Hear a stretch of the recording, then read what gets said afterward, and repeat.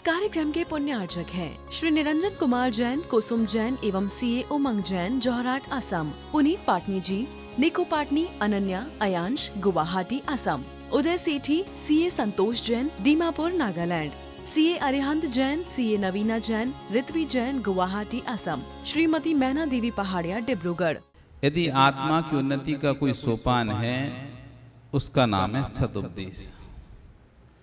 अनादिकाल से जीव भटक रहा है, कोई उसे सच्चा राय बताने वाला मिल ही नहीं। जब मिलता है तो ये नहीं समझ पाता। जब जीव को कोई मिलता है तो जीव अपनी योग्यता जागृत नहीं कर पाता, और जब उसकी इच्छा होती है तब कोई मिलता नहीं। कई लोग कहते हैं महाराज जी पहले कोई मिल जाता तो हम घर में शादी ना करते, पहले कोई मिल जाता उपदेश देने वाला तो हम संसार में नहीं फंसते, मोक्ष मार्ग में बढ़ जाते। पहले उपदेश देने वाला मिला नहीं, और जो आज उपदेश देने वाला मिला है तो ऐसे फंस गए कि हम निकल नहीं सकते। कई बार स्थिति ऐसी हो जाती है, चना रहते तो दांत नहीं रहते, दांत रहते चना नहीं रहते। कहावत है कि पहले दांत थे तो चना खाने नहीं थे, अब चना खाने का समय आया जब तक दांत गिर गए। तो आचार्य कह रहे हैं कि जब मनुष्य पर्याय थी तब सदुपदेश देने वाले निमित्त थे, तो हमारे पास समय नहीं था। और जब तिरंज पर्याय बन गई, अब समय ही समय है, तो सदुपदेश देने वाले नहीं मिल रहे। क्योंकि कहीं भी आज एक तिरंज भी यदि मान लो यहाँ सोचे कि मैं सदुपदेश सुन लूं और यहाँ अंदर आ जाए, तो आप उसे सुनने देंगे क्या? डंडा मार के भगाएंगे, अंदर घुस गए। तो जब भाव होंगे तो लोग सुनने नहीं देंगे, और जब लोग सुनने के लिए बुलाते हैं तब भाव नहीं होते हैं लोगों के। आचार्य नहीं कह रहे हैं कि बीतराग भाव की प्राप्ति के उपाय को समझाते हुए भव्यों के कल्याणार्थ सद उपदेश को दे रहे हैं। ये सद्देशना ज्ञानियों आत्मोन्नति का सोपान है। सोपान मतलब होता है सीढ़ी। जब भी कल्याण होगा बिना देशना के नहीं होगा, तो बिना देशना के सम्यक दर्शन हो नहीं सकता। इसलिए भगवान की देशना बड़े चाव से सुनना चाहिए। एक सिंह की पर्याय में बैठा जीव तीर्थंकर बन गया, लेकिन हम मनुष्य कुछ नहीं कर पाए। आचार्य कह रहे एक सिंह की पर्याय में जब वही जीव मनुष्य की पर्याय में था तो कल्याण नहीं कर पाया। वही जीव मनुष्य की पर्याय में था, समझाने वाला तीर्थंकर था, तो कल्याण नहीं कर पाया। और वही जीव सिंह की पर्याय में समझाने वाले अवधिगानी मना परिमराज थे, कल्याण कर लिया अपना। देह देखकर कितने जीवों ने हर्ष किया, कितने जीवों ने विषाद परिणाम किए। पर्याय में बैठे पर्याय को देख लेता तो ना हर्ष होता ना विषाद होता। आज हम कोई हमारी बात नहीं मान रहा, या कोई हमारे से ऊंची आज बात कर रहा है, तो हम क्या देखते हैं? ये हमसे छोटा है, हमसे इतनी तेज आवाज बात कर रहा है, हम इसके अधिकारी हैं, ये हमारी बात क्यों नहीं मान रहा? मैं इसका मालिक हूं, ये मेरा नौकर है। हम पर्याय को देखते हैं। यदि कोई व्यक्ति ने, बड़े व्यक्ति ने हमारी बात, अरे देखो बड़े व्यक्ति ने भी हमारी बात मानी, हर्ष हो जाता है। हमारे अधीनस्थ काम करने वाले व्यक्ति ने यदि हमारी बात नहीं मानी तो इसने हमारी बात नहीं मानी, नौकर है हमारा, विषाद हो जाता है। हम पर्याय में हर्ष विषाद करते हैं। आचार्य कह रहे हैं पर्याय को ना देख के पर्यायी को देखता, उसकी आत्मा तुम्हारी नौकर नहीं है। व्यक्ति तुम्हारा नौकर हो सकता है, उस पर्याय में जो पर्याय उसे प्राप्त हुई वो तुम्हारी नौकर हो सकती है, लेकिन आत्मा तुम्हारी नौकर नहीं है। जैसी धनी व्यक्ति की आत्मा है वैसी गरीब व्यक्ति की आत्मा है।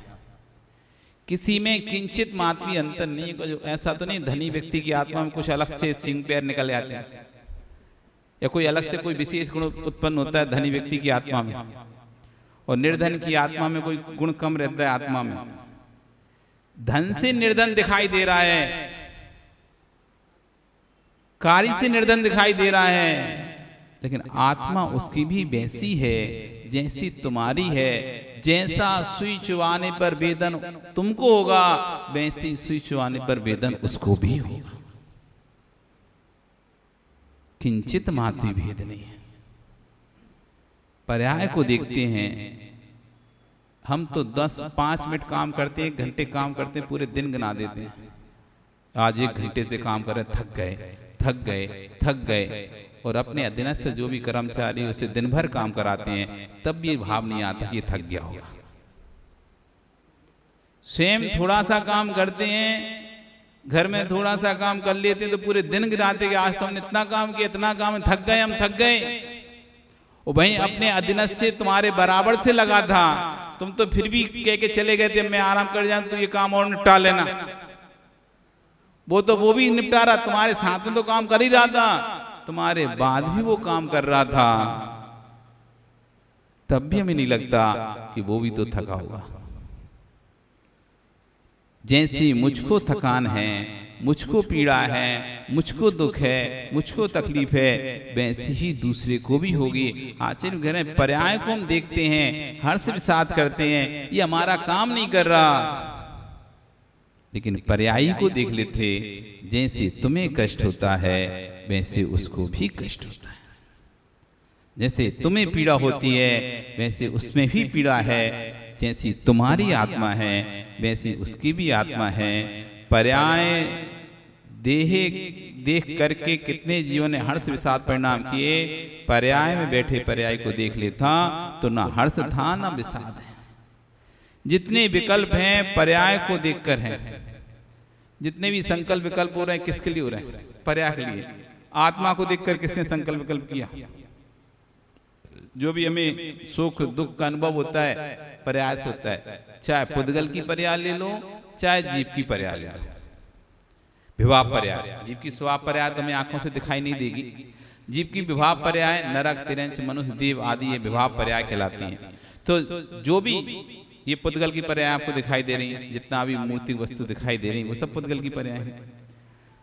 तो जो भी आपको दिखाई दे रहा है, जो भी जितना भी हर्ष विषाद हो रहा है वो पर्याय में ही हो रहा है, पर्याय के विकल्प को देखकर हो रहा है। पर्याय का दर्शन जो है वो दूसरे परिणामों में निमित्त हो सकता है, लेकिन स्वयं की पर्याय स्वयं के लिए ना बंध का कारण है ना मोक्ष का कारण। अब गहरी बात यहाँ पर आचरण करें, स्वयं की पर्याय में सत्ता में जो परिणाम की धारा रह रही है वह बंध मोक्ष का कारण। हमारा शरीर अच्छा है या बुरा है इससे कर्म का बंध नहीं होता।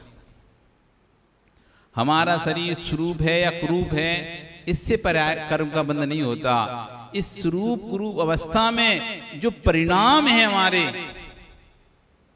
उससे बंध होता है। सिंह का चेहरा सिंह को बुरा नहीं लगता, सिंह का चेहरा से सिंह स्वयं नहीं डरता।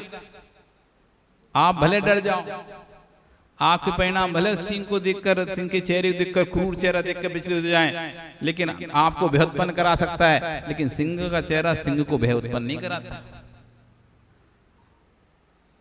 आपको अपना चेहरा देखकर भले आप हर्ष विषाद कर लो कि भाई मैं सुंदर हूं, मैं अच्छा हूं, लेकिन आपका चेहरा आपको कर्मबंध नहीं कराएगा। जो आपके चेहरे को आप देखकर जो परिणामों में जो हर्ष विषाद कर रहे हो उससे कर्मबंध हो रहा है। आचरण करें, ध्यान देना, सिंह का जो आकार है वो सिंह को वह उत्पन्न नहीं करा सकता, करा रहा है। सिंह का जो आकार है वो सिंह को खुशी नहीं दे रहा है। हर्ष विषाद सिंह के अंतरंग का विषय है। ऐसे ही श्रावकों, हे श्रवणों, जो तुम्हारा भेष है वो तुमको ना तो बंद करा रहा है ना मोक्ष दिला रहा है। जो भेष है उसकी सत्ता में जो परिणाम हो रहे हैं आपके उससे बंद मोक्ष हो रहा है। ऐसा नहीं कि मुनि बन गए तो मोक्ष हो जाएगा। भेष से कोई मोक्ष नहीं जाता। भेष से कर्म का क्षय नहीं होता, भावों से कर्म का क्षय होता है। भेष कोई भी बना सकता है, भेष तो बहरूपिया भी बना सकता है। भेष तो कोई भी बना सकता है, भेष तो बहरूपिया भी बना सकता है, लेकिन भाव बहरूपिया नहीं ला सकता। ड्रामा में आप किसी गरीब व्यक्ति को अमीर का भेष बना के खड़ा कर सकते हो। ड्रामा करते ना, उसमें आप सेठ का भेष, सेठ बनाते हो, तो सेठ का भेष तो बना के खड़ा कर सकते हो, लेकिन सेठ के भाव नहीं भर सकते इसके अंदर। सेठ के भाव तो सेठ जो होगा उसी के ही आएंगे।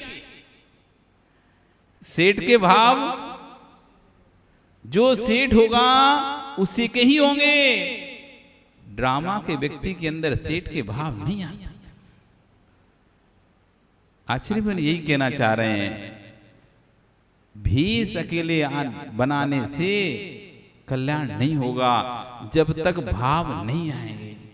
भेष तो कोई भी बना सकता है, 2 रुपये भी ठगने के लिए बना सकता है, इसलिए भेष से कल्याण नहीं होगा। परिणाम जितने तुम्हारे अंदर होंगे सुंदर, बाहर का शरीर सुंदर हो, बाहर का शरीर असुंदर हो, उससे मोक्ष मार्ग का कोई संबंध ही नहीं है। कोई व्यक्ति कुरूप दिखता हो और कोई व्यक्ति स्वरूप दिखता हो, अच्छा दिखता हो, तो ये पुण्य आत्मा है और ये पापी है, नहीं। उसके जो परिणाम चल रहे हैं वो डिसाइड करेंगे पुण्यात्मा है कि पापी है। हो सकता है गोरे चेहरे पर काले भाव हो और काले चेहरे में गोरे भाव, गोरे चेहरे में काले भाव हो, काले चेहरे में गोरे भाव हो सकता है गोरे चेहरे में गोरे भाव हो और काले चेहरे में काले भाव हो। तो परिणाम ये निश्चित करते हैं कौन मोक्ष जाएगा, कौन नरक जाएगा। जो भेष की सत्ता में परिणामों की धारा बह रही है वो बंध और मोक्ष का कारण है। जहां देखो आप सुंदर सुंदर पुतलियां बन रही हैं, सुंदर सुंदर मूर्तियां बन रही हैं। आज के शिल्पकारों के शिल्प देखो आप, क्या सुंदर होगे, उससे ज्यादा उन मूर्तियों के चेहरे सुंदर होते हैं। जो आजकल मूर्तियां बनती है ना, वैसा सुंदर व्यक्ति दिखता है कि जैसे मूर्तियां दिखाई देती हैं। कितनी एक से एक सुंदर मूर्तियां बनाते हैं, वैसा व्यक्ति मिलता है क्या? बिल्कुल संपूर्ण नाक नक्शा व्यवस्थित वाला। किसी की आंख अच्छी होगी तो नाक खराब होगी, नाक खराब अच्छी होगी तो आंख खराब होगी, आंख नाक अच्छी होगी तो कान खराब होंगे, आंख नाक कान अच्छी होगी तो दांत खराब होंगे। मतलब कोई संपूर्ण सुंदर आपको नहीं मिलता, कुछ ना कुछ कहीं ना कमी। पूरा चेहरा सुंदर होगा तो हाथ खराब होंगे, किसी के हाथ सुंदर हो किसी के पैर खराब होंगे। बहुत ऐसे लोग देखे जाते हैं कि बाहर से भले अंतरंग में बहुत सी स्थान खराब होंगे। तो आचार्य कह रहे हैं कि यदि सुंदर चेहरे से बंध और मोक्ष देखते हैं तो उन्हें मोक्ष मार्गी मानना पड़ेगा। इस देह को ज्ञानियों पुतला ही स्वीकारिए, इस शरीर को पुतला स्वीकार कीजिए, इस देह को मूर्ति ही स्वीकार कीजिए, क्योंकि मूर्ति में ही मूर्ति की होती है। मूर्ति मूर्तिक पदार्थ की होती है, ये आत्मा अमूर्तिक है, आत्मा का ये रूप नहीं है। आचार्य कह रहे हैं इस देह को पुतला स्वीकार करो, इस देह को आत्मा स्वीकार मत करो, इस देह को जीव मत मान लेना, क्योंकि जो मूर्ति है वो मूर्तिक की बनती है। जो वस्तु मूर्तिक होती है उसी से ही मूर्ति बनेगी। मिट्टी मूर्ति के दिखाई देती है तो मिट्टी से ही मूर्ति बनेगी। जो वस्तु दिखाई नहीं देती उससे तो मूर्ति बना के दिखाओ, बना सकते हो क्या? हवा से मूर्ति बना के दिखा दो, वो दिखाई नहीं देती। जो वस्तु दिखाई नहीं देगी उससे आप मूर्ति बना सकते हो क्या? नहीं बना। जो मूर्तिक है, जो दिखाई देता है, उसी की मूर्ति बनती है। ये शरीर मूर्तिक है, ये शरीर की ही मूर्ति है, आत्मा की मूर्ति नहीं है। ये शरीर आत्मा नहीं है, क्योंकि आत्मा कैसा है? अमूर्तिक है। इसलिए शरीर को आत्मा मत समझ लेना। मूर्तिक की ही होती है। जो मूर्तिक है वो मूर्ति है, जो अमूर्तिक मूर्ति होता है उसकी मूर्ति नहीं होती। अमूर्तिक की कोई मूर्ति नहीं होती है।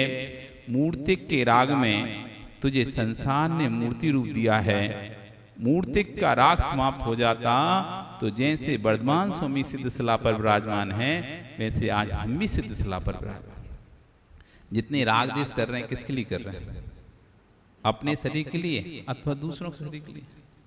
जो भी हम छल कपट मायाचारी कर रहे हैं, अच्छा आप सोचो, आप बैठ के शांति सोचो,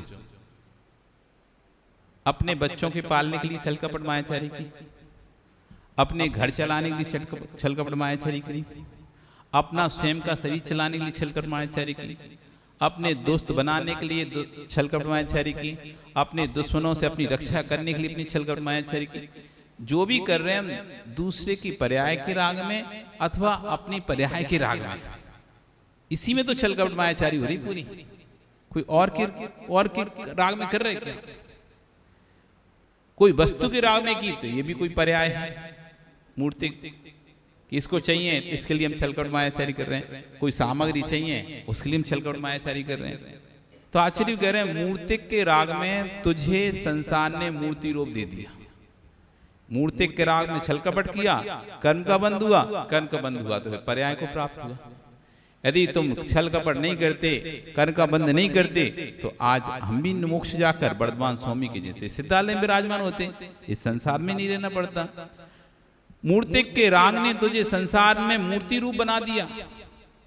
मूर्तिक का राग समाप्त हो जाता तो जैसे आज वर्धमान स्वामी सिद्ध शिला पर विराजमान हैं, वैसे आज मेरी भी अवस्था वही होती। क्या कारण है? हमारे बीच में से ही तो वर्धमान स्वामी मोक्ष गए और हम यहीं रह गए। जब भगवान वर्धमान स्वामी थे, संतोष जी जब आप थे कि नहीं थे?